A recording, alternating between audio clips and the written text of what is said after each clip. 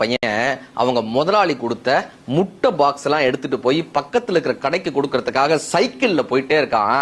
எய்தாப்புல ஒரு லாரி வருது. ஐயோ லாரி வருதே அப்படின்னு சொல்லி வேகமா பிரேக் அடிக்கிறான். அந்த சைக்கிள் ஸ்கிட் ஆகி டமால்னு கீழே விழுந்து அத்தனை முட்டை பெட்டிகளும் உடையுது, அத்தனை முட்டைகளும் உடையுது. இப்ப ஓன்னு அழுகுற அந்த சின்ன பையன், சுத்தி கூட்டம் இருந்து வேடிக்கை பார்த்துட்டு இருக்க அந்த சின்ன பையனை சுத்தி எல்லாரும் வேடிக்கை பாக்குறாங்க. இவன் அழுதுகிட்டே இருக்கான். அப்பா அங்க ஒரு பெரியவர் வராரு.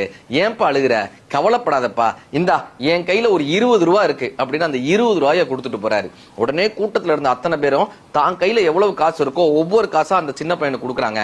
அந்த உடைந்த முட்டைகளை விட அதிகமான காசு அந்த பையன் கையில சேர்ந்துருது. அப்ப அந்த பையன் அந்த காசை பார்த்துக்கிட்டே இருக்கான். அங்கிருந்து ஒருத்தர் வந்து கேக்குறாரு, ஏன்பா அழுதன்னாரு.